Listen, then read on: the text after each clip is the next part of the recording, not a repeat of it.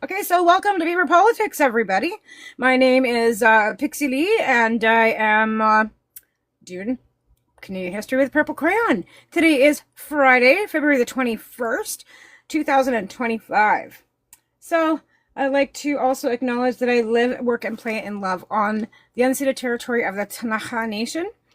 It is also a nation which consists of the Akim, Tobacco Plain, and Lower Kootenays. BC's 95% unceded with no territory and treaties. Okay, so that being said, because we better acknowledge, like I said, the people that came here before us. Cranbrook is a small community in the Rocky Mountains. It's a key city of the Kootenays, and that's where I reside. It's beautiful here, but it's also very charged when it comes to politics. We have Conservatives, MPs, and MLAs here, so you can see that I'm a turd in a punch bowl. It's magical. Okay, so we are going to go back this day 100 years ago. Okay, so that would be February 21st, 2025 today. So February 21st, 1925. So this day, 100 years ago in Canadian history. So the world was still just recovering from World War I, to be fair. World War I had just ended in 1925, and things were pretty basic. You had the dirty 30s coming rolling in, but you basically had the roaring 20s, right? But then they also had Prohibition coming in the United States, right? So you had Prohibition, you had the ending of a world war, you had poverty, joblessness, and all kinds of wounded men coming home. Never mind the finishing off of a pandemic.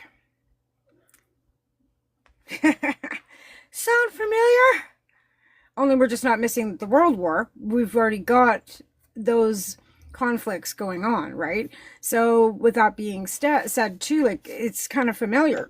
2025, 1925. Pandemic ending, conflicts ending, poverty, houselessness, right? So again, another major development back in the 1925s was radio and broadcasting. Things were just starting to get going with radio and broadcasting. And the first radios and the first auto technologies were just first starting to roll out. So 5 years into the 20s, you've got things progressively getting a little better. But again, technology. So with that technology, again, started the job markets being, just flow again as well. But again, Prohibition. Don't you remember Reefer Madness? It was, if you ever get a chance to, but that was just about the plant. We're talking prohibition of the drink. That was something in the United States that was not allowed. They were like barrels across the St. Lawrence. That'd be when Capone was all rolling through, right? Remember? Well, we won't remember, but in history, right? That was the whole point of it. It was back in the roaring 20s, right? With Prohibition and speakeasies and things that were underground. A lot of it. Telephones are also becoming more normal in rural communities, like in the cities and stuff. Telephones were quite common, but when you're talking farming and the rural parts, and back in 2025s and stuff, a lot of homesteading was still being done in northern parts of Canada. So a telephone was a big thing, and to have that be in rural areas was something, right? And it's also, again, I want to mention that it's Black History Month, and this day in 1965, Malcolm X was assassinated. Yeah. So, you know what I mean? Like, as you move forward, Prohibition, and you have an assassination in 65, right? And also in 1936, Barb Jordan became the first Black congresswoman in the United States. So back and forth, but again, you have the fact of the matter is Black History Month, right? And today would have been, the assassination of Malcolm X. And he was, tried to articulate racial pride and black nationalism in the United States, which basically was not 1925, 1965 Malcolm X.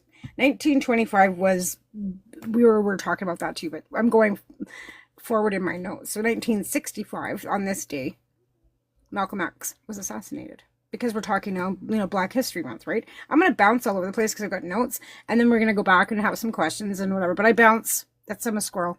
The beaver's not really, I'm more of a squirrel. 1972 on this day, Richard Nixon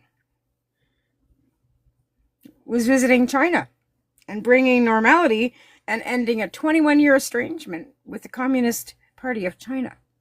That was in 1972 on this day. Seems to me the orange potato's doing the same thing, only it's with Russia. Just saying. So these are a few things that happened on this day in history. We have a little more on the next page.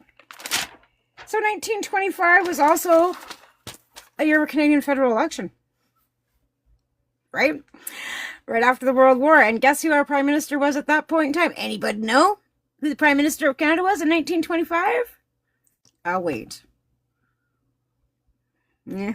It was actually the 15th Parliament of Canada.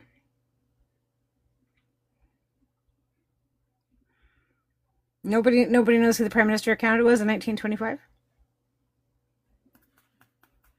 Well, he was a good one. It was William Lyon Mackenzie King. He was a Liberal.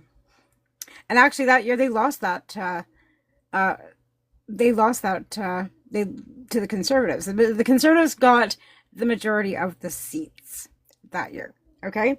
But there's a twist. Prior to this, Mackenzie King had already gone to the Governor General wanting to dissolve Parliament.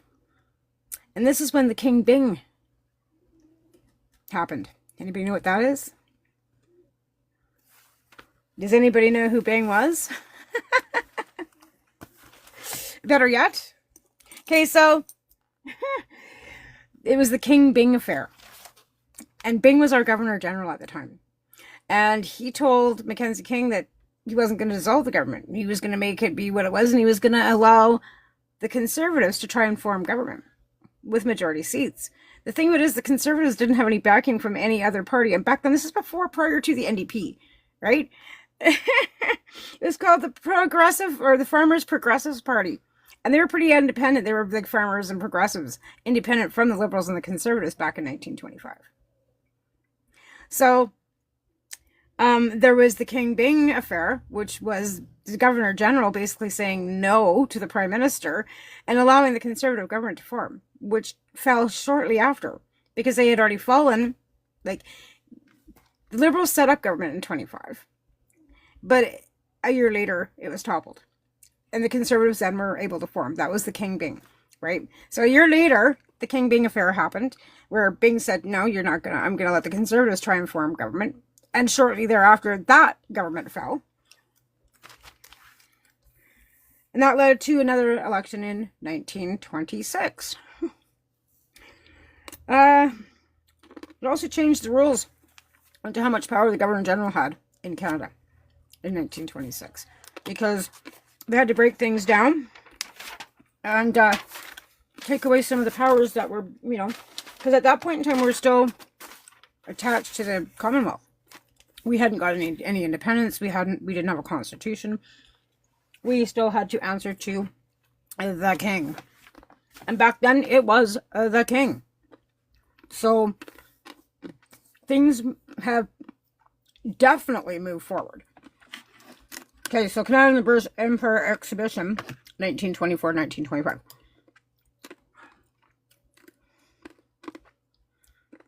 I know, my Smarties, right? I don't want to download this.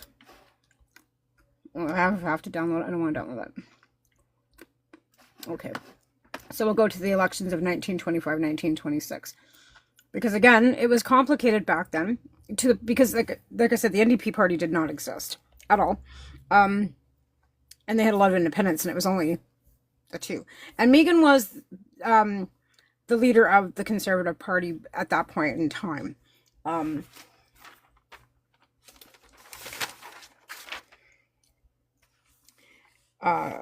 have I got that written down?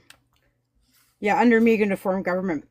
So that's what, like I said, that was the whole King Byng affair with, and again, removing the rights, some of the rights and the power that the Governor General had in Canada. Because even now, the Governor General is just a figurehead, right? Like, sure, they go through the whole process and of, you know, walking across Rideau Hall and asking the Governor General to dissolve the government, blah, blah, blah. That's all just ceremony, to be fair. I mean, it has to be done because that's the way things work. But at one point in time, the Governor General could say, no, you're going to keep doing whatever you're doing. Or he could go and say, I don't like what you're doing, I'm going to topple you. Without even having any consensus from the government, right? Because they were still under the power of the king. 1925, right? That Canada. Okay, so I'm trying to get this stupid page to load. And we're going to get some more information about this as well. So, the following article is an editorial blah blah written by staff editorials. Okay, so William Lyon Mackenzie King was the Prime Minister of Canada at that time. 2 elections within 12 months happened. And that's because, like I was saying, the King Byng, you know, affair. And the 1920 tariff debates. Sound familiar? Again, history repeats itself. We just don't want to repeat what happened in 1940. With the orange potato. Anyway, potato. Okay. In memory, the 1920s were boom years. Right? The flappers of the Jazz Age riding convertibles with their bows, but Canada was not uniformly prosperous. Farmers and laborers struggled, and party leaders talked incessantly about trade and tariffs as the way to improve Canada's lot. Meigen, conservatives, were for a high tariff, popular policy with Ontario and Quebec. Manufacturers. King favored some reduced tariffs in his way of appealing to the West. Right? They were angry farmers, and they had formed their own party, the Progressives, who won 64 seats in the 1921 election. 14 more than the Conservatives, producing Canada's first minority government. The King's government had spent 4 years cautiously trying to woo the Progressives and stimulously trying to retain and complete a stranglehold on Quebec. The elections of 29 October 1925 would show how well the Grits had done. There was no opinion polls in the 20s, no reliable way of measuring the public's view of parties and leaders, nor were there radio or televisions or chartered aircrafts. Instead, there were a few fourways and hinterlands by railroad and automobile, and consistent efforts to get the partisan press trumpet the party line. Leaders obviously mattered, but few Canadians got to see them. Because back then there wasn't, like they said, no radio, no TV, none of this, you know, none of the social media that we all use so rapidly and spread misinformation with, right? With their purple fucking crayons. So, misinformation, propaganda, and they had it then too, only they were like writing it and actually spreading it through mail and newspapers and that type of thing. So, they couldn't be flying around. They didn't have planes. So the West didn't always know what was going on the East because of communications, right? Like, we didn't have the same things, right? Yes, you're right, Mike. At local pubs. You bet. Farmers talking to each other at auctions. Word of mouth, right? Media. In late October, the elections drew near, and King believed his government had done well advancing Canada's interest in the world, increasing autonomy with the British Empire, and giving sound government. He offered Canada more of the same, a common-sense tariff. And good relations between the English and French Canadians. It's not what you did that matters most, King wrote often in his private diary. It's what you prevented from happening. What King had prevented was the icy, sarcastic Meigen from being in power. That meant high tariffs and believed trouble with Quebec. So, 1925, right? Still having not as issues we don't have the issues we have with Quebec now, but that was all going on, right? Okay, so that's Arthur Meigen was no slouch though as a Tory leader, right? He could beat King in debates in the House of Commons day in and day out. The rapier thrusts of organic genius made him the Prime Minister's platitude looking ridiculous. Meigen also spent weeks outside Parliament organizing the Conservatives, rebuilding his party in Quebec. When the memory of conscriptions from the war was fresh, he worked hard in the Maritimes and Ontario, but his principles, his beliefs in high tariffs made the prairies a tough territory. In 21, he had no luck, and he couldn't do any better because of tariffs and his belief in tariffs. Interesting, hey? So, was King right declining to turn over the power to the Tories or meet the House and let the Parliament decide which way it should govern? Meanwhile, he would try to accept as many progressive demands as possible, kind of like what Trudeau's been doing with the NDP. An open session and struck a cabinet committee to talk regularly with progressive leaders. King looked as though he might survive until the scandal blew up of the Customs Department. King had kept the progressives on the side by supporting establishment of old age pension. So because he brought up old age pension, and the Conservatives didn't like that, not one bit. By lowering taxes, but the scandal investigated by parliamentary committee directly implicated 2 successful customs ministers facing defeat on motions of no confidence. King went to the Governor-General, Viscount Byng, to seek a new election, and the government he had governed successively for 9 months, he said, and he was entitled to a dissolution of Parliament. And then Byng disagreed. Hence the King-Byng affair. He then gave Meigen the chance to form government, which King promptly resigned his seat and told Parliament there was no longer a Prime Minister. The next day, Arthur Meigen and the Tories had the reins. Under the rules of the era, ministers named to cabinet had to resign their seat to be re-elected in a by-election. Instead of adjourning Parliament, the too eager Meigen played just as fast and loose with the rules as the King had. King had, not the King. The rule as Mackenzie King had. He gave up his own seat, but appointed Conservatives as only acting ministers. Liberals argued that if the acting ministers were legally running the department, they must vacate their seats. If they did not hold office legally, they had no right to govern. This did the trick with the progressive MPs, and Meigen lost the confidence of the House. He received the dissolution Byng had refused King. Election was called for the 14th of September, 1926. So it all blew up, right? Everything just kind of blew up. So there was an appeal for nationalism back then, right? Which was a huge thing now as it is then, right? We're hearing a lot of Canada or U.S. first, everything's first, and I always say, and you hear somebody say Canada first, red hat, brown shirt. Right? You don't ever want to hear that because we need to have economic growth, which means trade with other countries. And I'm not saying that we shouldn't think of ourselves first. That's not what I'm saying here. What I'm saying is we have to be open to other countries for trade, because if we don't, then we're landlocked, we're isolated, right? Meigen had run, as before, on a high tariff platform. Okay? Collaborations work well, yes. But again, attacking the Liberals with their, saying there were corruption and maladministration. King ought to have been on the defensive. His lackluster government had done little, but the shrewdest politician in history could see that the fortune had dropped on a constitutional issue right into his lap. The interference by a British Governor-General. With the rights of Canada to govern themselves, in his diary on July 2nd, he wrote, "I could not believe Byng. He would deliver himself so completely into my hands." Later noted that the great issue that the people would respond to was the making of our nation.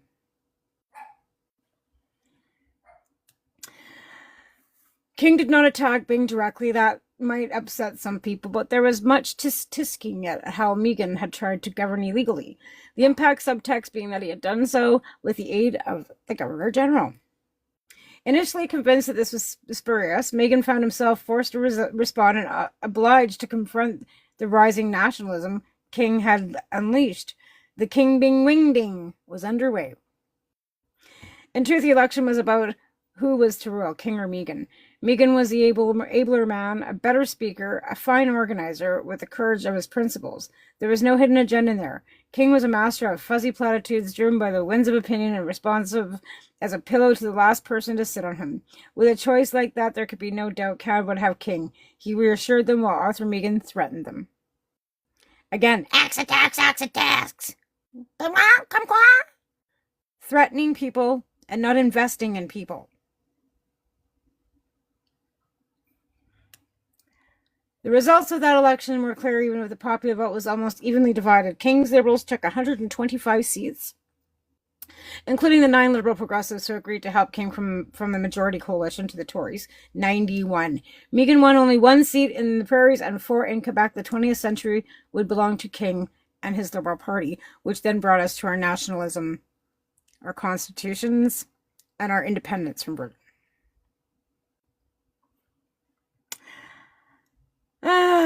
So there's a little bit about the 1925-26 elections in Canada, which sound kind of familiar to the 2025 ones that we're getting right now. Same name call and same propaganda, same blah, blah, blah, right? Nothing has changed when it comes to politics. Name call and blame game and still not getting the job done.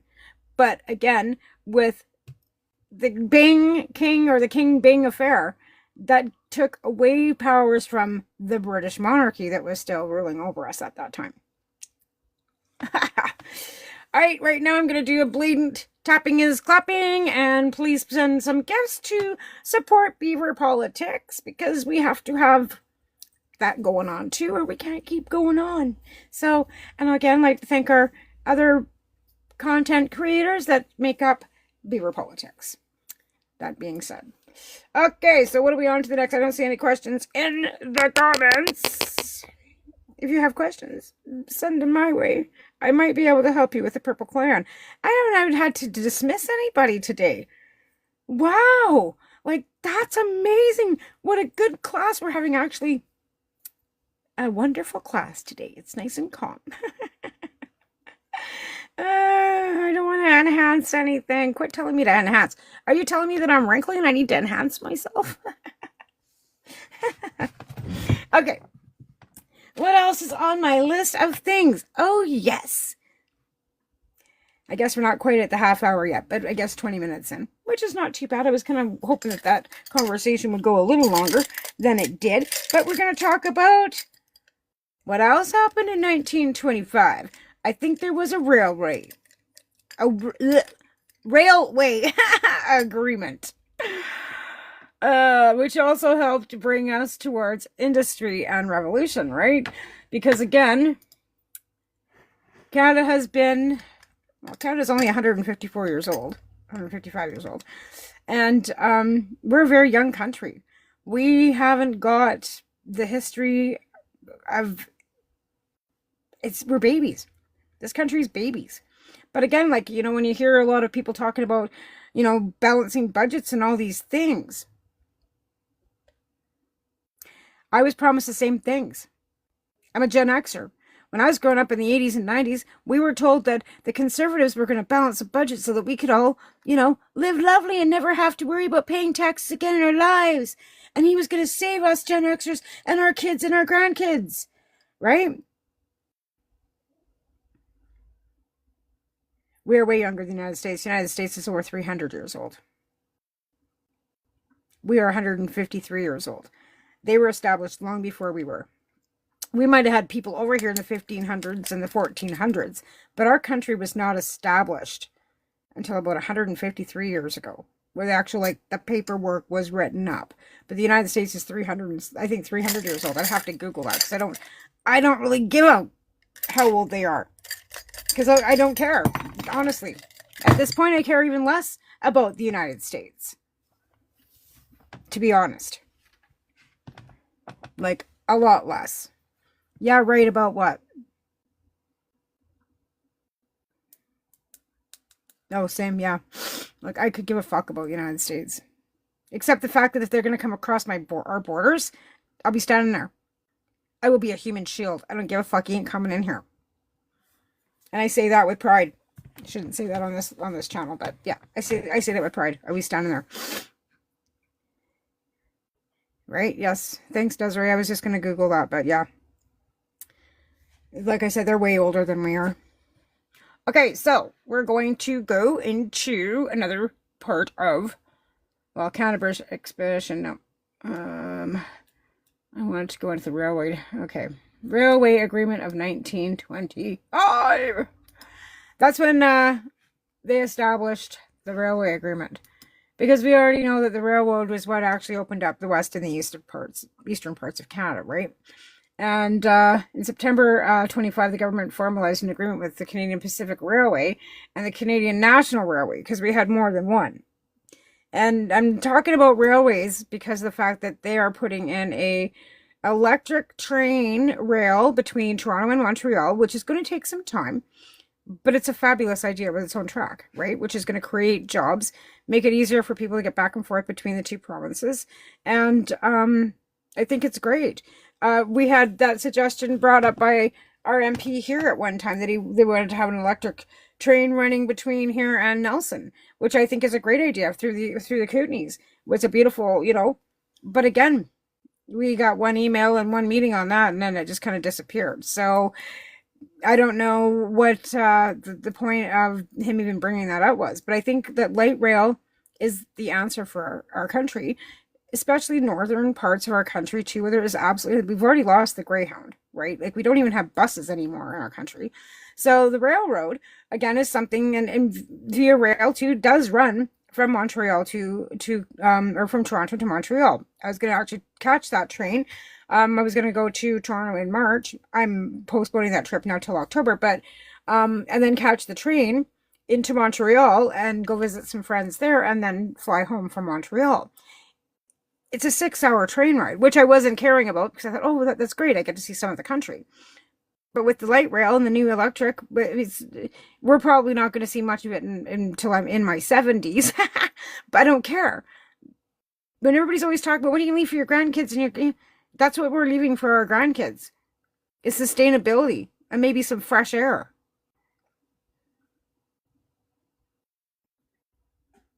What is it? Consultation dollars is inflated. I know that it probably won't happen soon. It's going to take 5 years for consultation on anything. And I know it's costing a lot of money. But again, anything investing in our country costs money. Whether it's infrastructure, whether it's in healthcare, whether it's in people, whether it's in education. At the end of the day, it's all investment in people. And I would rather see my tax dollars going towards something that's investing back into our country and our people than anything else, because that's what it's meant for. Our taxes help us have drinking water coming from our taps. Our property taxes, our income taxes, our GST taxes is all money that goes to make sure that we have the social nets and the programs that we have in our country. If you don't have that dollars happening, how do you think? And then it's not enough. I'll guarantee you the money that you pay in income tax isn't even a drop in the bucket to the services that you take from the country. Right down to you driving your car on the fucking road. You don't have a road toll, do you? Do you have to pay to get across that road or that bridge? Do you? No, you don't in Canada. Go down to the States. There's a fucking road toll every fucking where. Why? Because they have to pay for roads somehow because we don't have any taxes. So it's all great and fine and dandy for them to scream that they don't pay any fucking income tax. What are you paying out of your pocket for fucking healthcare and education and infrastructure? Guaranteeing it's more than the fucking, $200 that comes off my fucking paycheck a month. Yeah, and the C train has been around for a long time in Calgary. In fact, I lived in Calgary in 1990, and I took that train to work every day.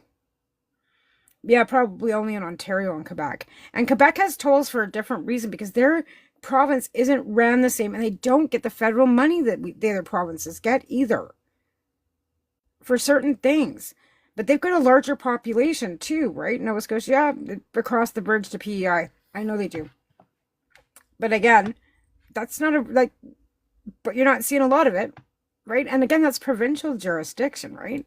Infrastructure for roads a lot of it is coming from, that'd be great.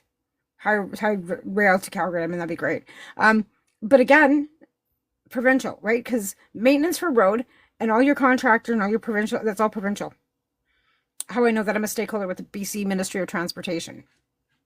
So, depending, I'm not saying, and I'm a good one for the voting on the ABC, yes, but please go to your area and find out what's the best person who's leading in between the Liberals and the NDP. We don't even have a Liberal candidate at this point, and that's not my fault, even though I'm the chair. We don't have anybody that's willing to run right now, and I can't. I'm just not able to. I don't have the money. But we want to push that. We want smartvoting.ca. We do not want to put anybody at risk, right? BC had the Coke, yeah. Well, yeah, BC in that area, definitely. But there's also a lot of Liberals in BC, just not in my area. I'm part of that whole BC Liberal, and down in the Lower Mainland, that's where most of our seats are. Most of our seats are in the Lower Mainland. So, but again, is the NDP gonna take? Are the NDP going to be able to govern? Is the question we have to ask ourselves. Are the NDP going to get enough seats to take out Poilievre? They're not. I'm sorry. That's just the facts. And I hate to say that because, and I'm not like pumping because I'm a Liberal. I'm just stating facts.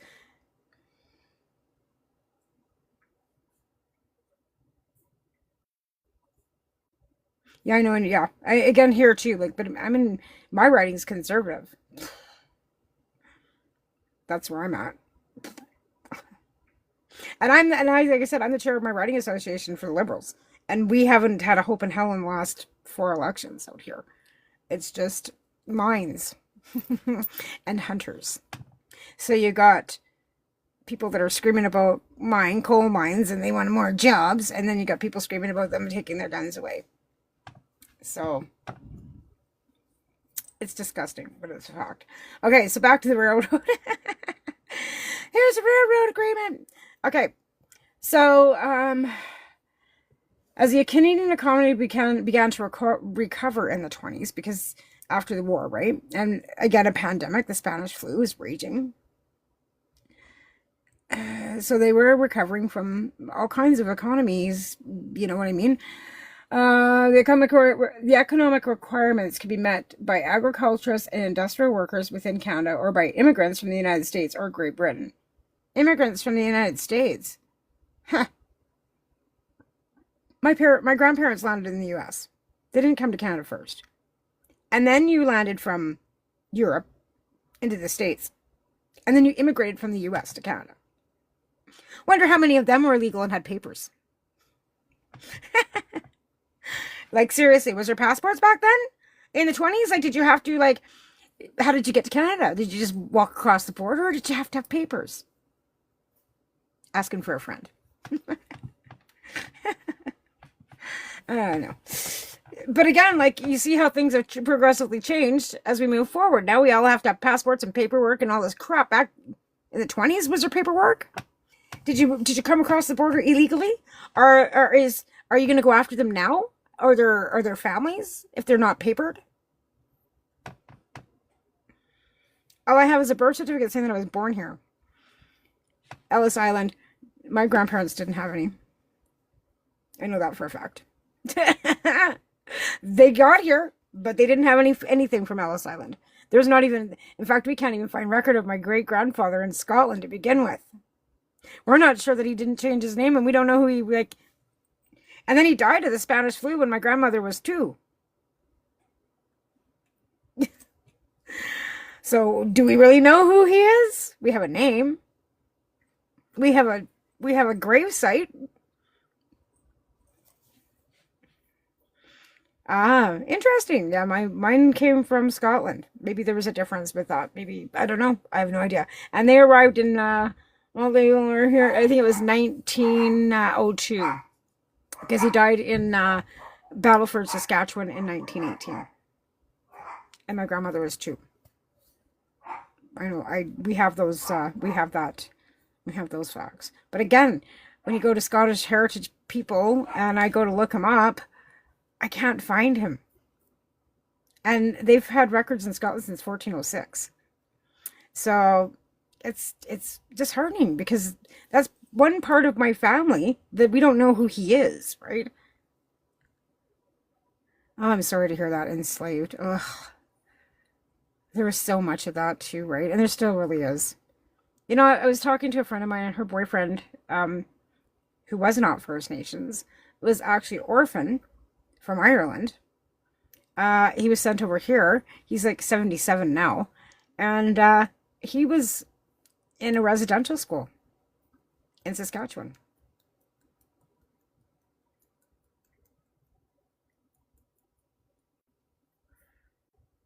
Ooh, wouldn't that be interesting if you guys were related? That'd be super cool. See, I know for like, unless you have fingers like this, like no knuckle. I have no knuckle here. Unless you have fingers like that, you're not related to me as a Turner. My grandfather's a Turner, my mom's dad, and there'd be no way unless had fingers like this, you'd be related to me as a Turner. So any Turner that's out there ain't related to me unless they got fingers like that. That's so cool. I wish somebody would come out and say, "Hey, I think I'm related to you. Look at our hands." That doesn't happen to me. Okay, so back to what we were talking about. See, I'm a squirrel. I get off track, and here's my purple crayon. I'm holding a purple crayon. Going, oh yeah. Tapping is clapping, folks. Thanks for sharing, and please share widely with all your friends. As I sit here babbling about Canadian trains. Well, not even about trains, about the railroad. Okay, so we were back this. Okay, so the problem was exacerbated by restrictive immigration legislation introduced after the following of the First World War that effectively barred large-scale European immigration. To alleviate the shortage of industrialism, farmers and transportation companies began lobbying the government for more liberal immigration policy permitting the arrival of continental Europeans. The government of Prime Minister Mackenzie King responded to this pressure by signing an agreement with the CPER and the CNR to facilitate the settlement of European agriculturists under the terms of the agreement with the railroad company.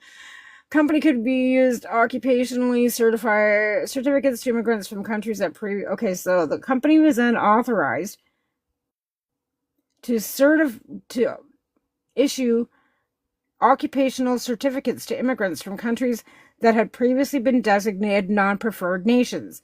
This led to an influx of foreign laborers from countries such as Latvia, Lithuania, Estonia, Poland, Russia, Yugoslavia, Germany, Austria, and Romania. However, the railways were instructed not to accept. I can't even believe I have to say this. Jewish farmers. Because the government believed Jewish individuals were not genuine agriculturists and were therefore unlikely to stay on the land.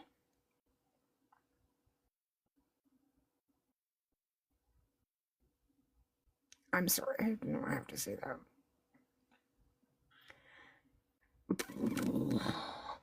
Boy, we have some really shitty fucking people in our past, hey? Oh my god. I hate that part of history. Where I have to bring up stuff that really sucks. But you're right. We can't forget it. We can't. And as crappy and tragic as a lot of it is, and I'm not talking about being woke, because I don't give a fuck about any of that shit. We still have to keep talking about it, right? If we don't, then what? We've already been colonizers, right? This is here I'm reading about how they wouldn't allow Jewish people to establish farmland in Canada.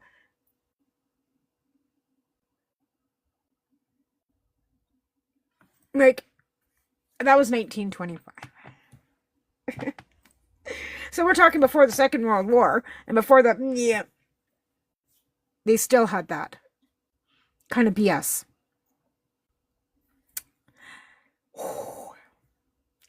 Okay, we're just going to move on.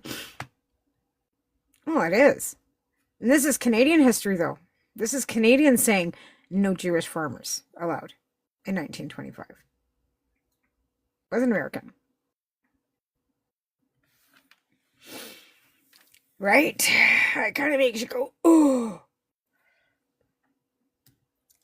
Made me go, oh, because I didn't even want to even say it. Like when I'm reading it, I'm going, and I've read this before. Like when I was going in university, it's just that I don't remember everything. Oh, your brain only absorbs so much, right? Anyway, okay, so They were unlikely to stay on the land. Immigrants that failed to settle on the land or find employment in farm work within 1 year of their arrival were subjected to deportation, which I understand.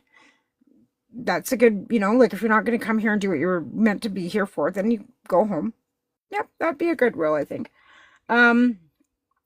They were subjected to deportation at the expense of the transportation company. The federal government participation in the progress of recruitment and settlement was limited to medical checks and issuing a visa. So it's basically, you have a great night too. Thanks for joining. Basically, what they did with CP and CN is give them the same jurisdiction a province had, like for issuing immigration certificates and then policing them and basically watching over and making sure they were following through with what they were supposed to be doing, or they were going to deport them. That was all put on the transportation company. Between 1925 and 1929, more than 185,000 Central Europeans arrived under the terms of the agreement. The agreement was cancelled in 1930, precipitated by a change in government, massive unemployment, and contradictions between the railway settlement outcomes and Canada's immigration goals.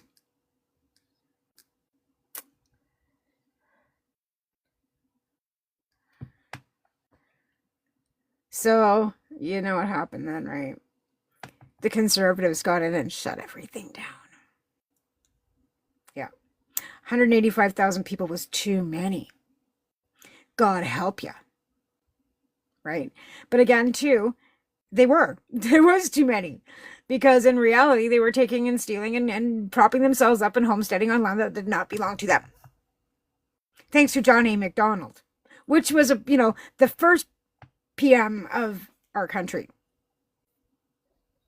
So this is 25 to 30, right? This is already after they've already established and taken and stolen and put children in schools and put them on reservations and basically fed them smallpox blankets and said, have a nice day. Then in the 20s and the 30s, then they brought over 185,000 more immigrants.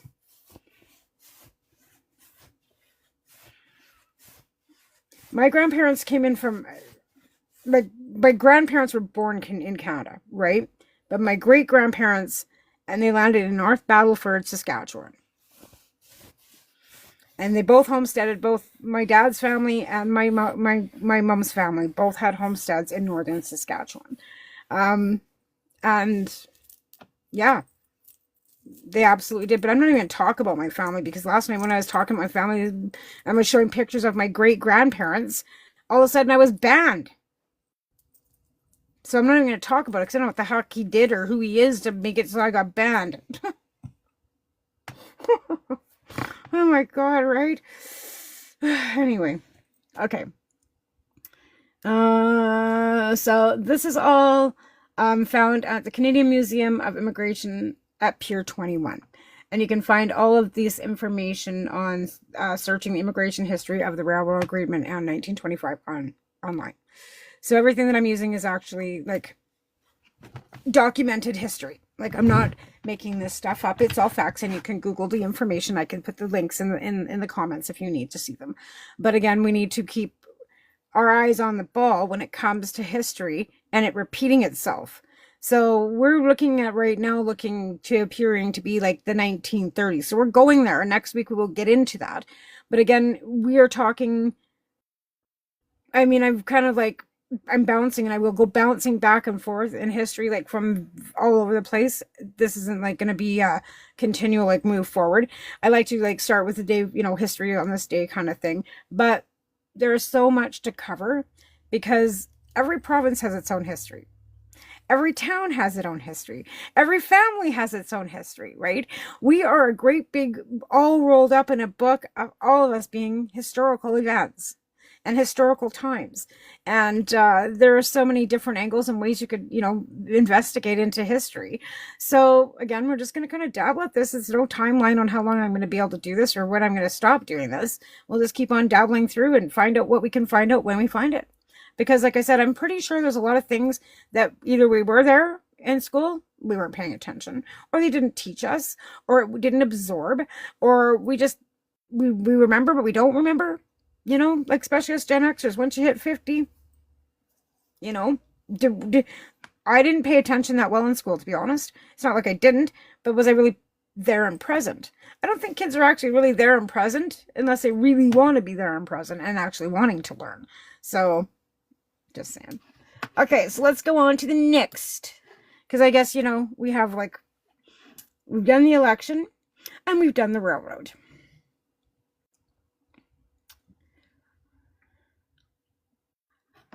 Okay, so,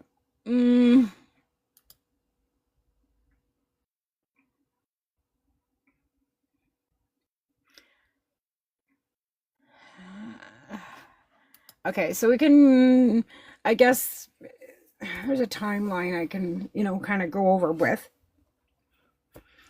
Well, I think I learned a lot of history from Ukrainians in Alberta from Baba. Yes. And I've learned a lot of Ukrainian history because I've brought Ukrainians to Canada from Ukraine in the last 3 years. So I actually learned what specifically their thoughts and facts are of what really actually happened because they were there, right? And I mean, that's the thing, like, you can speculate all you want about what went on 14 years ago in Ukraine. You weren't there. I actually talked to people that were there, that lost family, that have left and were part of the Soviet Union at one time. Because Ukraine was part of the Soviet Union at one time. I have friends that actually immigrated to Canada over 20 years ago from Ukraine when Crimea was or not Crimea, Donbass was still part of the USSR, right? So you have to talk to people. And again, we're not there. Unless we're actually there, seeing it with your own two eyes. They can write all this stuff down, but again, it's kind of like the Bible. Everything's got, written from one man's perception. So history needs to go and be looked at and again and looked at again. And Ukrainians in Alberta too. I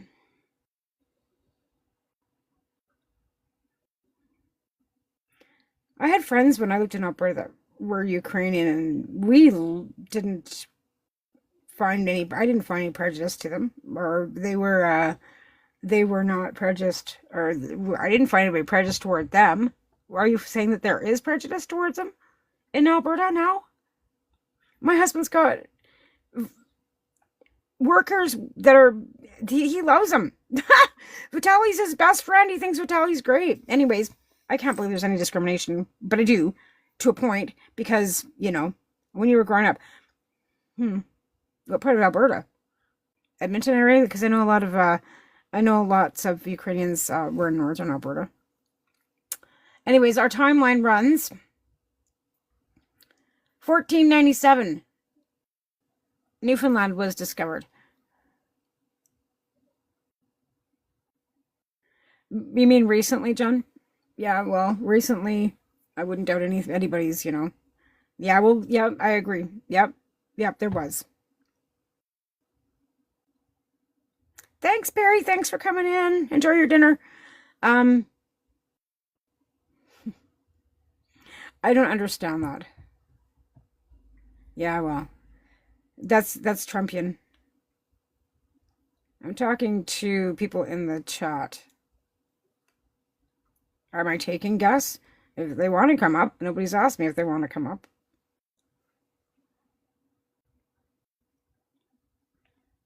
Who are the guests? I gotta find out who they are first.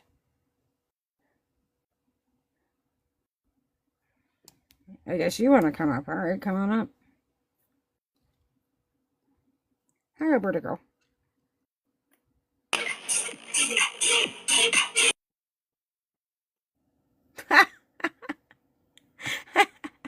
The hell was that? This is radical.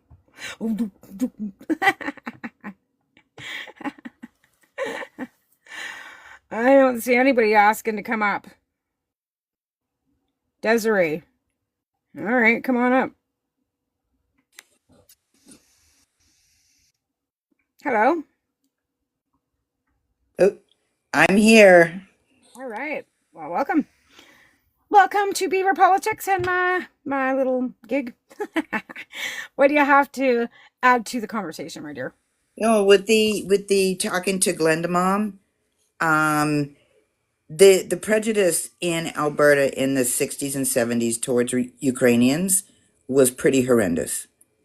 The jokes, the attitudes, they were the immigrants, the foreigners, you know, as that train comes around again kind of thing. And it was growing up in Calgary, it was around you. Kids told jokes, not understanding that the jokes were awful, and nobody ever corrected anybody. Yeah, I think that still goes on, and they think they blow it off as a joke, but it's not a joke because it's harmful and it's hurtful, no matter how you say it, right? Yeah, TikTok's not being nice to me. It's never nice to me either. I like it, and I understand that because see, and I grew up in southern Alberta, and it wasn't prejudiced against them. It was more First Nations because we were right next to the reserve, right? We were right next to Standoff and Brockett, and Cardston, and it was pretty different dynamic. But I understand it because Albertans seem to be prominently um more racist than anywhere else, to be honest. yeah, that goes with the history of the 3Ks. Alberta's always kind of been a standout that way, I grew unfortunately. I lived in Coronation, Alberta for a little bit, and they actually have a store that's called the Corner Cash and Carry, and it's all started with a K, and they call it the KKK. Oh yeah, yeah. Um, We have cab out here. I thought it was a cab company driving to heading towards Moyer. It's actually Canadians Against Blacks, is what that stands for. yeah, It's disgusting. yeah. And I grew up in Calgary until I was 11, and it was bad. It was bad. The only close friends I had being a black kid were Indigenous kids. I didn't grow up. My daughter's living in Calgary. I lived in Calgary from 88 to 91, so I get it. So I lived in the northeast part of Calgary too, in that part, late 80s, early 90s, right? And my neighbor was from Jamaica. So yeah, I understand. Yeah, we left in 74, went to BC. That's a whole different ball game there. But the 60s and 70s in Alberta, uh, yeah, I got stories for days. I don't doubt that. Well, you can more than willing to listen to him, I'll tell you. Like, just like I That's a can't whole believe. different show. Yeah, well, we'll have to bring you on to have to do that and have you talk about some of that stuff. But welcome, Glenda's mom. How are you today? Good, thank you. Thank you for having me up.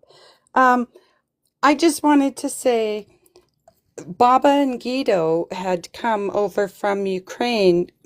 Guido was in the army and he had a horse that broke its leg and he wanted to put the horse out of its misery. But he needed permission from I don't know who, higher up. And it was going to take up to a week to get permission. And Guido just said no and put the horse out of its misery. And suddenly he was wanted. His life was on the line. So him and Baba immigrated to Canada. They had 14 children. My Wow. dad was the youngest. So they immigrated to Vegreville, which is typically a very Ukrainian community. They immigrated to Vegreville, and my dad's older siblings were all in school. And while they went to school, the the kids were beaten. The Ukrainian children were beaten. They were kicked out of classes. And with Baba and Guido, there was no like you listened to Baba and Guido, you followed the rules. They weren't unruly children, but they were definitely, they had a hard life growing up. And my aunts and uncles, my dad's brothers and sisters, had built a lot of businesses in Vegreville. My uncle had the IGA in Vegreville, and they knew that this family had come over from Ukraine, and they would egg IGA every single night. Um, there was just a lot of, it got better. I had other aunts and uncles that opened dress shops in Vegreville, and eventually it got better. By the time I was born, Vegreville seemed like, from when I can remember going and visiting Baba and Guido, Vegreville seemed like a very nice community. But when they first landed there, it was definitely not. I don't A doubt that. lot of prejudice. Oh yeah, I don't doubt that. And I don't understand. Well, I do, because we always hear how polite Canadians are, and we're such a nice country, but at the underbelly we're really not. Like, you know what I mean? Like, we're welcoming to a point, but I've even with doing the shelter for Ukraine Society, we found the underbelly of our small community, just because there was somebody being brought here that might take something away from them. Yeah. And that disgusts me, that people think that way. That they always feel that somebody else is going to come and take something away from them. That's not how it goes. They're adding to our community. They're an asset to our community. They're adding culture to our country. I think nothing but assets, where everybody else is thinking that they're taking. And I don't quite, I have a hard time wrapping my head around that. It's the whole idea of greed, and you have to be better than your neighbor. And personally, I find that disgusting, The but grass is greener people is what I call them. Yeah, it's that short-sighted selfishness Right? that's inherent in society. Yeah, and I don't know how we breed that out of ourselves, because it seems to be a human trait that some people can control and others can't. You know what I'm saying? Like, we all make choices in our lives. Like, and you can make a choice to be the grass is green or greedy, or be somebody who's compassionate, that is grateful for what they've got and want to help others, I guess. I don't know. Yeah, that's that. Um, to me, it's if you have a bigger community, you have more to share. Right? You That's a know, good way of that's a really nice way of looking at it, because and that's my kind of thing, the more the merrier, right? But again, when we think that too, we have to be mindful of being able to make sure that everybody's sustainable too, that we don't end up with the grass is greener on one side and then the grass is greener not so much on the other side. Then you got that divide. And I think that's where the divisions come in, is because we have the haves and the have-nots, right? And the haves don't want to help the have-nots, and that's the because breakdown. they struggled and they made it, and why can't these other people struggle and make it on their own? And a lot of them didn't struggle and make it on their own. I They got know. mommy and daddy to hand them money. Like, come on. Like, how many people in Canada right now can actually say that they are self-made and they did it all on their own? I can't. I'm No, living in a house that was my grandparents, right? I The think only reason why I that got a roof over we, my head is because of my parents, right? Like, yeah, and it might be like 0.001% of the population, right?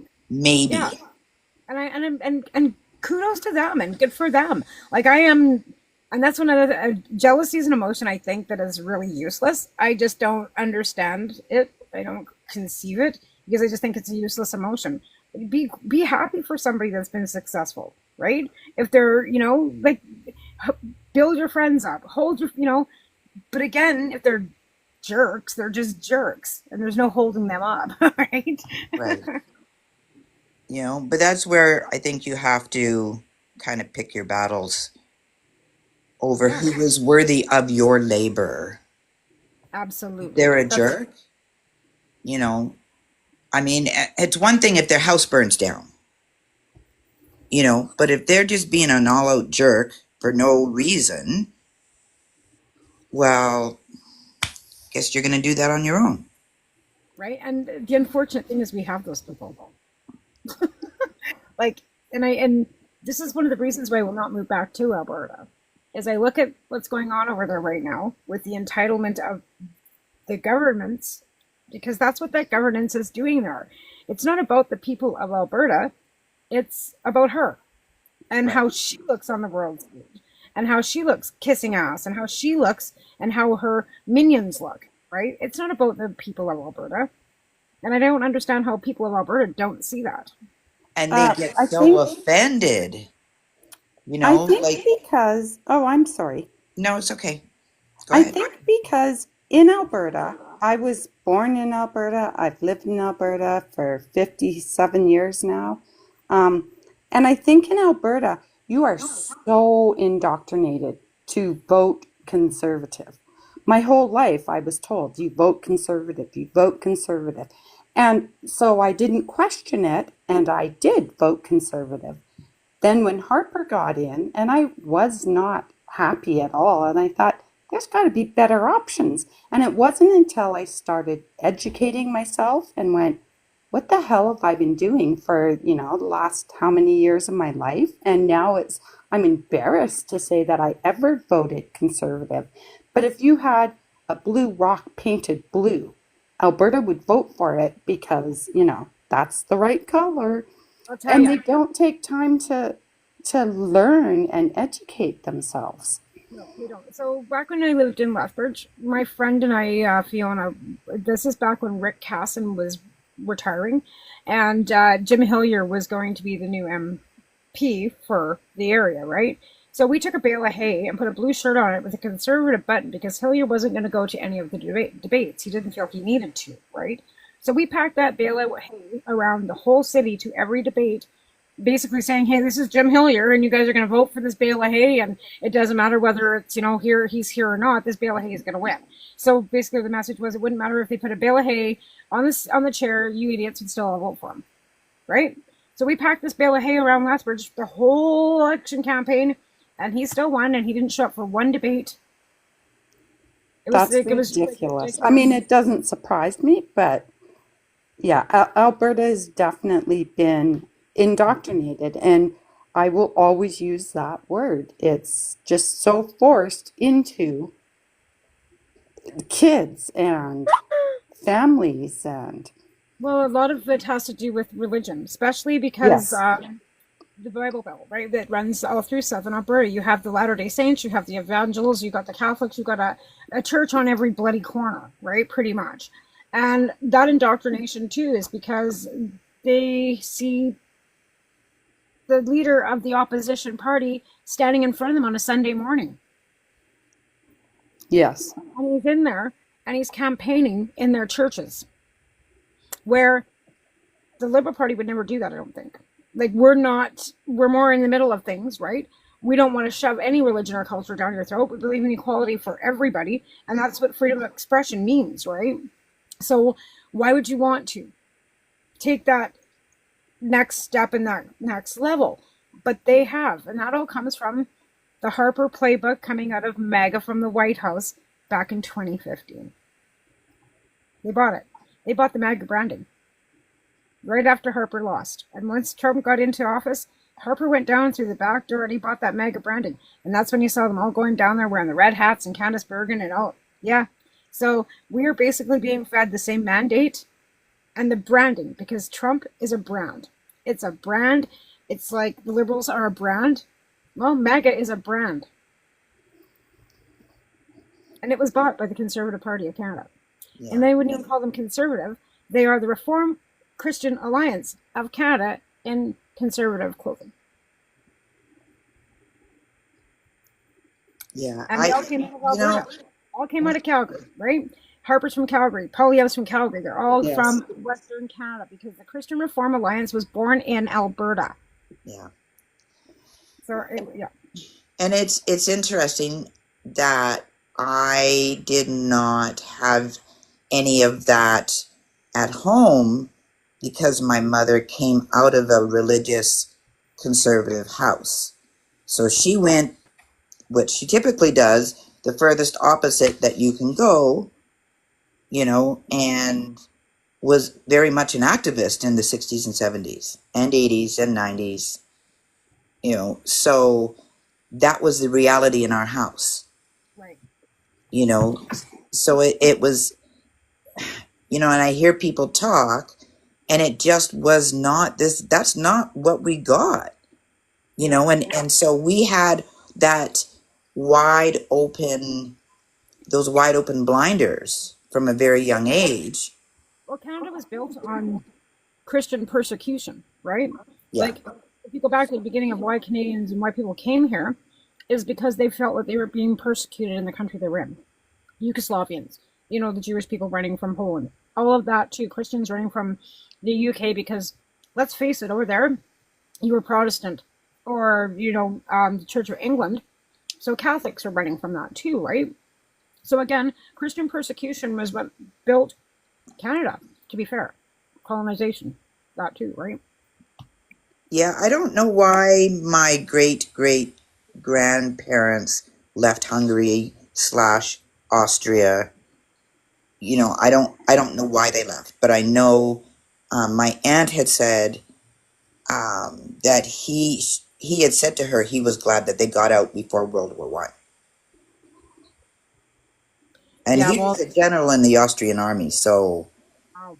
yeah, Well, it's funny because my grandmother's brother was a soldier in the Second World War, and he hmm, met a Belgian woman, and he never left Belgium. He stayed. So, so I've got relatives in Belgium that are. He was Canadian born, but he met my Aunt Simone, and he stayed there. So I've got relatives that live in Austria and Belgium, actually. But Austria is kind of scary right now because they're allowing them to form the first original Nazi party again yeah. in Austria. That's kind of Austria scary. and Hungary are scary right now. Yes, Hungary, too far right, is in power. agreed, agreed. And that's Horkoff, is that how you say his name? Is scary because he's, I watch a lot of Al Jazeera news and stuff and other news outlets, and they've got a commercial, "Come to Hungary," but at the end of it says "Make Hungary Great Again." Yeah, well, I was going to say he's part of the Project 2025 handbook. Like, he helped write it. Right? Well, you hear Modi too, MIGA, make India great again. Right? It's all on the Project 2025, and I honestly believe that the Conservative Party of Canada did the same bloody thing. They've absolutely um, started this 20 years ago, and it's been slowly festering. Festering. It's been festering. I don't even know how to explain it other than that. It's a festeration. Sounds perfect to me. Right? Like, doesn't it? Like, doesn't like it just seems like ah, it's like a parasite. Like, all like that's been growing on our society for the last 20 years, and we haven't been apprised to it because they've been distracting us with other things like conflicts and 9/11 and all these world disasters and all these things. Meanwhile, behind our backs, they're slowly building these you know communities of hate.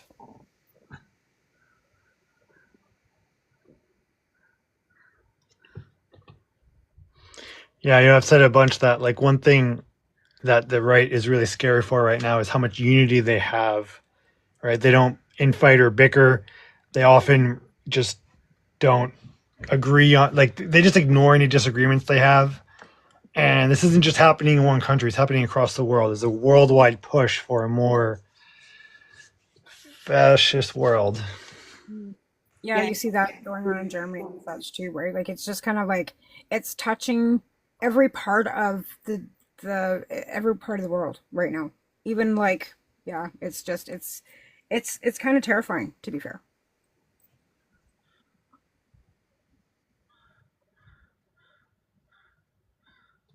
What are you talking about? Citizens $5,000 checks, cut corruption and send $5,000 checks. We're not American. And anytime anybody suggests that up here, it's called a handout by our conservatives. God help you get a handout. Oh my god. It's a handout. So and they were going to offer us a lousy $250 extra, and the conservatives lost their minds. Cutting corruption. You're firing people. You're making people have no jobs. Your economy is going to crash because you have people that are unemployed. You muppet. Just saying. Right? How can you expect an economy to keep rolling when you got people with no jobs? Okay, let's go back to the history. Right? Okay, so we're going to go back to 19, or actually, we can go back to the early history and find out that at 1497, that's when Newfoundland was founded. And then you go forward to 1534 when the French arrived in Canada. And then we got 1604 when the Port Royals is established. Port Royal was established. 1663 is when New France was established. And then 1763 was the Royal Proclamation. This all happened way long time ago, before even Canada existed, right? And that's the thing. Like, we have all this activity and things going on North America, but what brought us here was the beavers. The Right back Beavers? to the beavers. Fur Pelts, trade. fur, right? That's what brought Oh, Europeans over to North America, right? To start, it was the beavers, it was the pelts, because they needed the felt to make their top hats. But they were so exploited. The poor beaver was so Oh, exploited. oh, and the First Nations people, and you know what I mean. When Europeans first started coming over, it was a fair trade, right? They would come. No, this is before the Hudson's Bay Company, Mike. There was a group of white Europeans that would come over, and they would take canoes down the St. Lawrence, and they would trap and trade tin and steel with First Nations people, and that's how. And it was established because they needed those things, right, to be able to cook and bring new tools, arrows. So it was an equal opportunity for both. But then exploitation started, and kidnappings, and women being taken, and all kinds of things that were not good, which caused colonization to become what it is and what it was. Anybody else want to add to that? I mean, you kind of said it. I guess we'd also mention that just so everyone knows, the whole like smallpox thing with the blankets, it wasn't just an accident. It was probably one of the earliest examples of a biological weapon.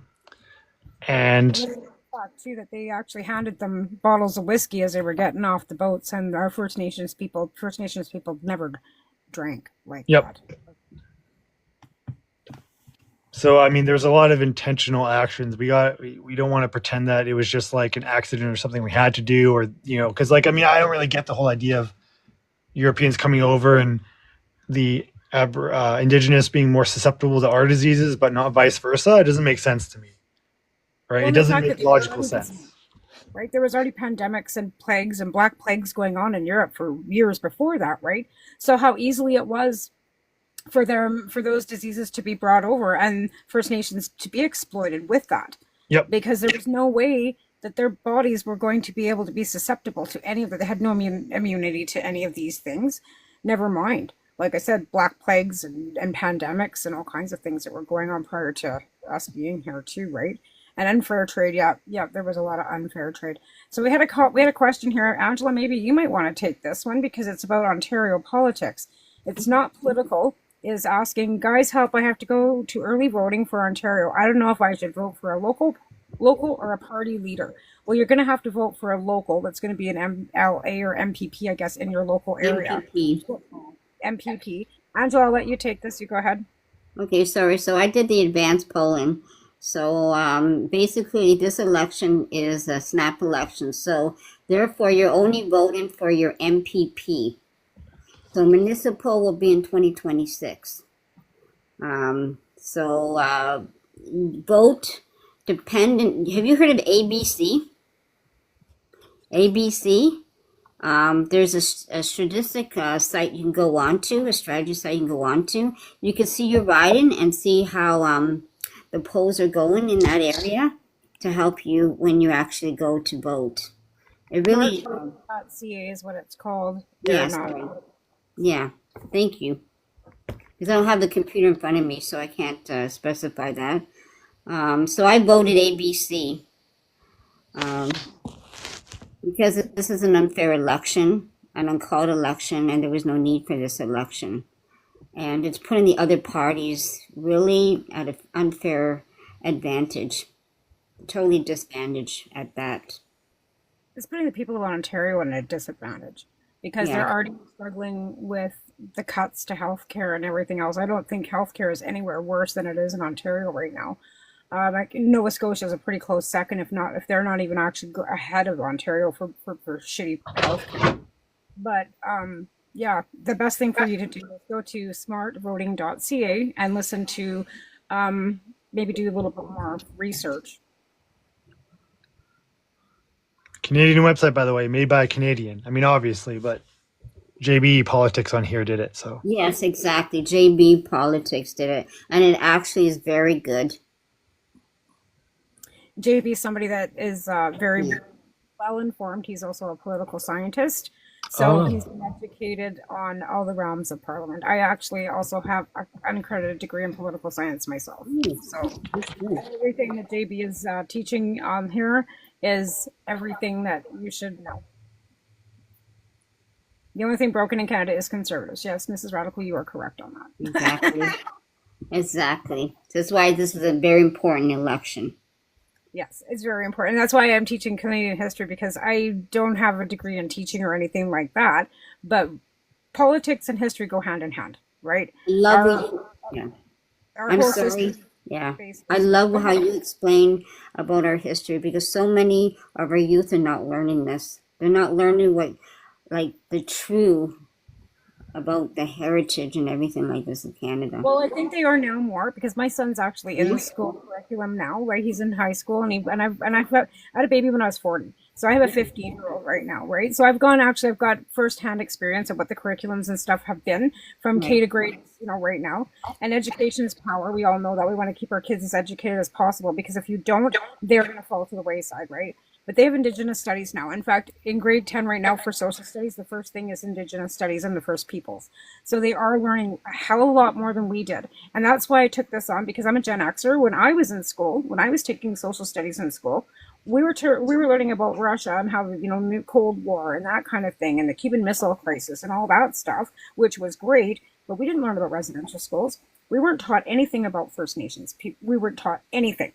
Very, very, very, very little, if anything. If I remember anything, I don't. Why I feel it's very important that we, as Gen Xers and people that are boomers or anybody, in that area, should take the time to learn. And if that means me sitting here for 90 minutes a week doing it with a purple crayon, I'm willing to do that. And I also suggest that people take that First Nations course through the Alberta University of Alberta. It's a 12-week course that's free online. You can do it in your own time. You can watch the videos and do the reading all in your own time, but it is so informative, and it will give you a whole perspective on First Nations people and what they have lost and why they feel the way they do. It'd be like how we're feeling right now with the threats from the orange potato. Okay, there was no threats. They just got people showing up saying, hey, we're here. And they stunk and they didn't even know how to bath. And all of a sudden, it's winter and they're helping these people not freeze to death and feed them. And then they turned around and started slaughtering them.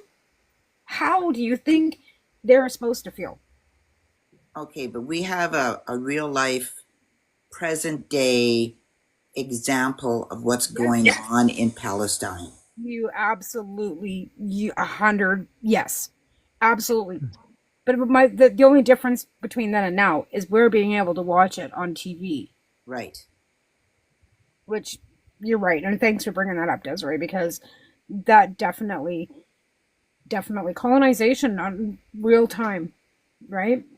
And they're not, and they don't seem to be hearing the rest of the world saying no. We say never Or again. they just don't care. That's Maybe they never just again. don't care. Why is never again meant never again? Go ahead, Damien. I forget what I was saying. Sorry. That's okay. Yeah, you're right. You Like know, in the it does sort of bring up what I learned about the Holocaust and World War II from my mom in homeschool because she was European and she was a boomer, so her parents lived through it. Um, and I remember thinking when I was a kid, like, how could anyone ever support these folks, right? Like, it sounds so awful about what they did. Like, how is it possible? And now we're seeing it in Canada, the U.S., and other places where people are being tricked by the same stuff. Like I hear people in the comments being like, "Oh, the Nazi party they were socialists, right? Look at their name." And like the reason they used that name in the first place was to trick people, and it's working almost 100 years later. You know what I mean? yeah, So it's I kind call of it the and I like it's call it kind the of classic scary. gaslight. What they're doing is a classic gaslighting, right? Yeah, yeah. Classic gaslighting.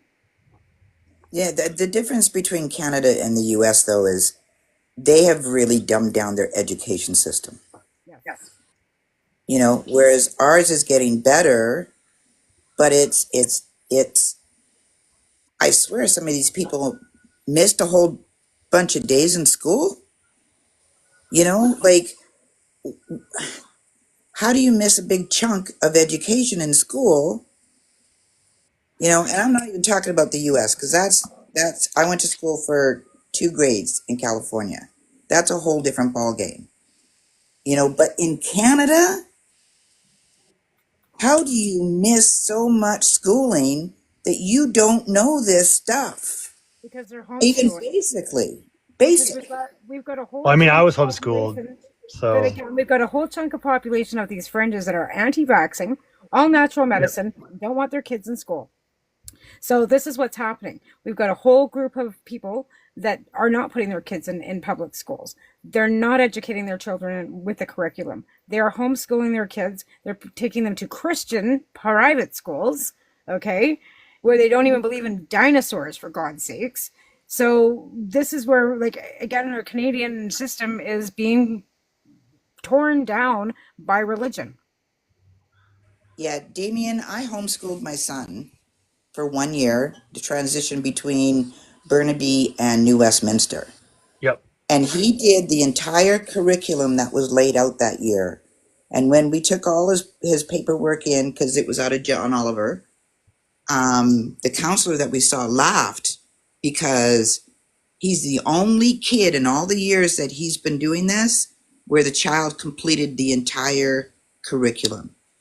And Right. that was Oh. the entire curriculum. They don't even teach the entire curriculum in class that's laid out by the province. But The Hmm. teachers I can pick got and my choose son what they through it want. all. In less time, I got my son through it all. I'm doing that right now with mine because he's got long COVID and we've had to take him out of school and put him online. And he can do like 5 units of English in like 40 minutes, but he's doing all of it. But they can I've got the curriculum here because it's through KES, it's through the school division, but they pick and choose. There's a lot of curriculum that's not taught, but they've got a vast map of what they can pick and choose, right? Which gives them the ability to go into different directions, I think, which is great. But again, sometimes There's it's gaps. not. There's huge gaps. And if you've got somebody with implicit bias or racism, they're going to Right. leave out the essential stuff. You got it And right there. nobody in that school, the principal is not overseeing what is being taught in each particular class and redirecting the teachers. I think it's also worth noting that pedagogical or like teaching education, that is in and of itself a discipline in school. So like you don't just hire, I mean, I guess it depends on what school you go to, but most schools, when they hire teachers, they require them to have a degree in education so they know how to educate the kids. Because it's not as simple as just presenting them facts No, they have to teach. or doing the work. They have to know how to get the kids to learn.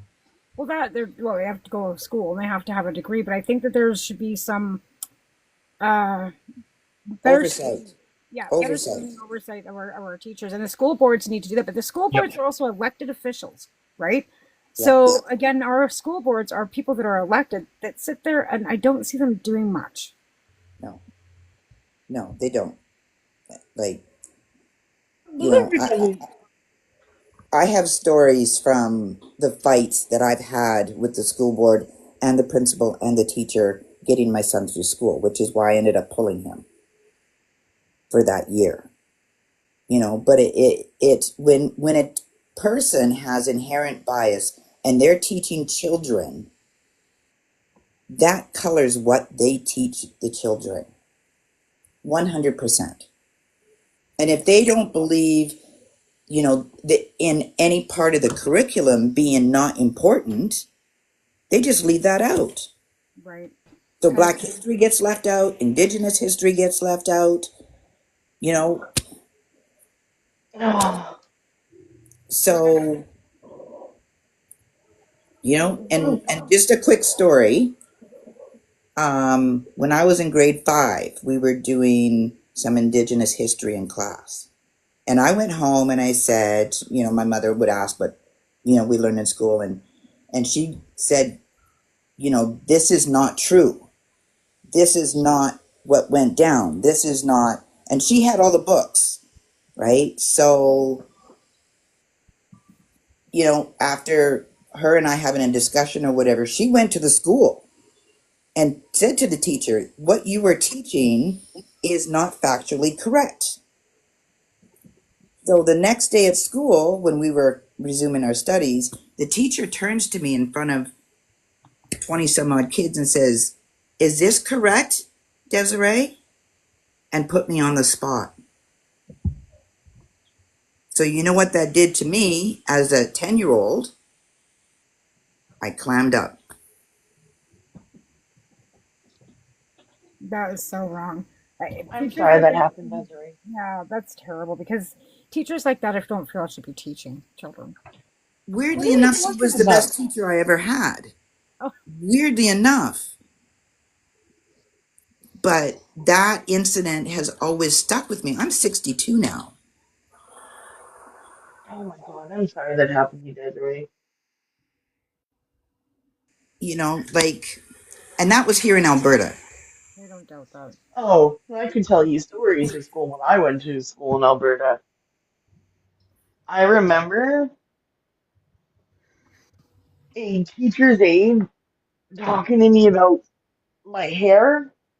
And I don't know why this woman focused on my hair.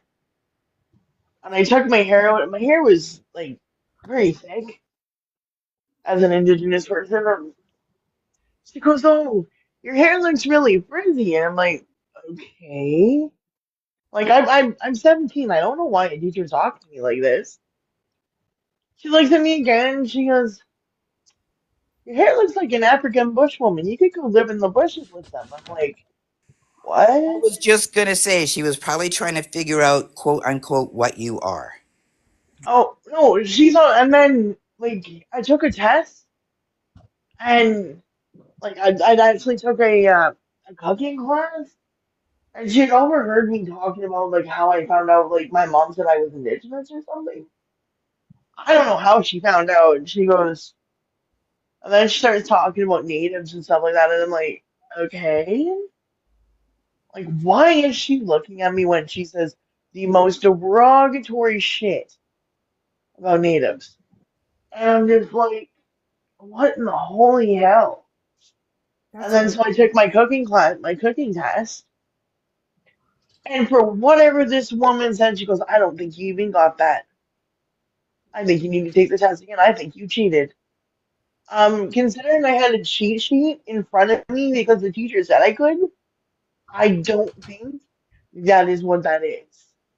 And then it was just ongoing from then, and I finally snapped in like English class of grade 12 year, and I looked at her and I said, "You know what? You can back the F off of me. I'm tired of it." I turn around and I tell her, I'm like, "You know what? It's one thing to have frizzy hair, but it's one thing to have a nose that makes you look like a fucking rat caught in a trap." And I walked away. Yet I'm the one who's disrespectful. That's funny. But again, like how many teachers in our lives have, belittled us or, bullied us and Some of them for the best and some not so great, but I think children need to be taught with love and compassion. And I think that we need to teach them from home as well as from school, right? Like, it's just, it boggles my mind, especially in school. I have heard the most derogatory things from teachers about children of color. And I'm like, the fuck are you talking about? Some of these children are the most brightest people I've ever heard of. But they only focus on color. Um, my nephew, years ago, like he's gonna be 20 this year, he was in kindergarten and some kid was calling him the N-word. And he's biracial. And we're like, where are they learning this stuff? Home. It was like in elementary school, They learn this from home. That's overhearing their parents. right? And they were pushing him to the ground. So my nephew obviously, had enough and like hit the kid, and the kid like started crying to the teacher, he hit me. So my nephew told his mom what was said, and it, she looked at the teacher and she goes, I'm not going to punish my kid. They wanted to punish my nephew, and I was like, no. David, I just I'm want to like, highlight. Oh, sorry. go ahead. Go ahead, then, Damien. Oh, I just want to point out a comment in the chat. Mrs. Radical 2.0 says, people in power don't understand how they can make somebody feel forever. Oh, absolutely. But They the don't care. fact that the fact that I told my nephew, after this, my sister was like, can you come with me? I'm like, oh my God, why are you dragging me into this? Like, I didn't want to get involved with the teacher because I knew what was going to happen with by myself. And I said, if this is how you get kids to treat kids when you're teaching them, you shouldn't have a job at all. And I said, I'll be filing a complaint with the school board of education here. No, you won't. I won't lose my job. I'm like, mm-hmm. I told my nephew in front of there, I'm like, Auntie just got paid. Let's go get Burger King. She's like, you're rewarding him? I'm like, absolutely. He stuck up for himself. The little shit deserved it. Yeah. I think You that know, have to I be can't taught. Go ahead, I Dean. can't really relate to what you guys are saying in a way because maybe I'm younger, but I think it might also be white privilege. Yeah. So I just want to point out that Oh, absolutely. yeah, it's definitely more than just being mean to kids or this or interpersonal thing. It's based on group identity and a This was particular group back. identity. Yeah. This was back in 2010. It's been there forever. That's a thing, Schmarsh. Like Hmm. racism has been like I'm 55. I've Yeah. dealt with this my whole life too. This is something that's not new. It's just over No. exasperated because of social media and because of the orange potato. Ever since the orange potato has been given, and this is before this term. We're talking the last term, and then we Oh had yeah. COVID, right? So we've got all these white privilege, we've got all this privilege, we've got all these people, and it just and then him standing up saying, I could do whatever, pew pew, and I could, Yeah. all the things that came out of his mouth has empowered people to stand up and say whatever the hell they want, and with no Right. consequences. But there's consequences for everybody else but him. Oh, But people don't understand that until they actually say it, and then the consequences come to them. Pixie, you nailed it right on the head. Um, I actually just had a nap. Actually, I went to bed at like 10 o'clock this morning, and I woke up to a friend saying something about Indigenous culture being an organization. And I was like, whoa, what the Oh, fuck? Oh, yeah. And she goes, I don't want to be part of an organization that focuses on color. Because What? her organization. husband, What? her husband asked an elder if he could join their organization. And they said no because he was white. I'm like, that's not how that fucking works. They don't ask to be adopted. They just adopt you in. So now, I'm like, what do I say to this? Don't ask. Marshy, is this the same person from the other day? Yep, yep. She's still flapping her gums about the fucking comments I've made. And they weren't even comments, they were just suggestions. Literally. Troll spotted. Oh my goodness, that's just this. I don't even know what to say. That's just ridiculous. I've known this girl for 20, 30 fucking years. Well, again, you're adopted in, and it's by actions, not by words. You don't ask, you act. And that's why Exactly. we adopted an actions speak louder than words. And if you want to be part of that community, then you amplify and you Oh. ally and you Mhm. action. She Show, told me, don't tell. she literally told me, stop thinking of color and think of people, and then maybe you can fight racism that way. It's easy when you're not a person of color to say that. That's right. That's exactly it. It's so easy for somebody to say, I'm colorblind. Well, that's the most fucking stupidest thing I've ever heard.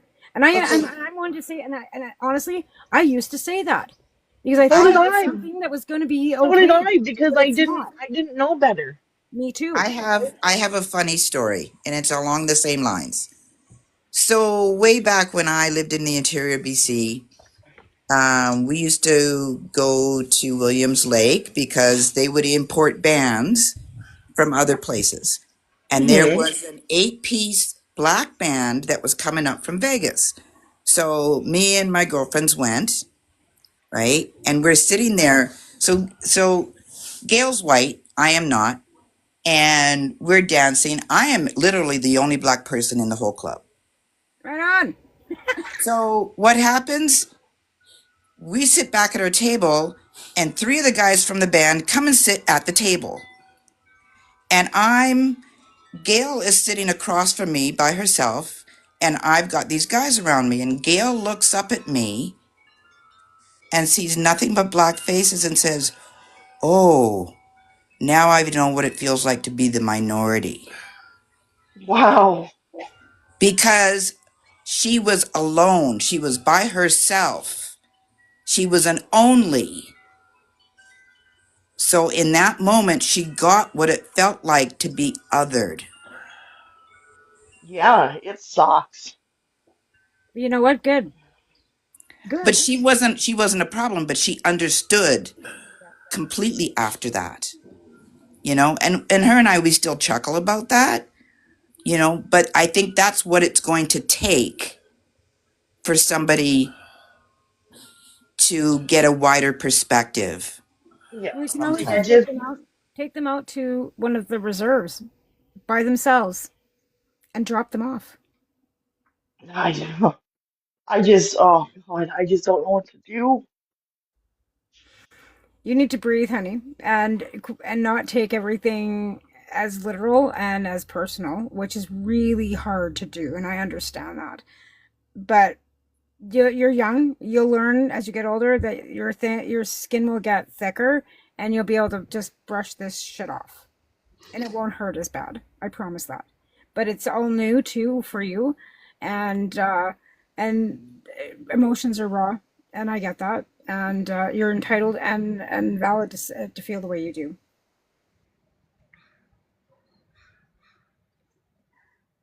All right, folks. Looks like it's time for us to wrap this up because we got Nerdy coming on afterward, and I don't want to run into her time and stuff. So I really Oh, appreciate everybody coming out and joining me, and thanks for joining me on the panel, everybody. I really appreciate that. That's the first time that I've actually had a panel up. This is my third show in. Last week wasn't such a great one. This was really good. So I really appreciate y'all coming in and sharing some Canadian history and social studies with me. Again, I'd like to thank Beaver Politics and all our crew that keep this going, and to you for watching. You have a great week. I'll be back next Friday, and stay tuned for Nerdy After Me, and I can't remember the name of her show. I'm sorry, but it's Nerdy next. Y'all have a great night. We'll see you later. Bye.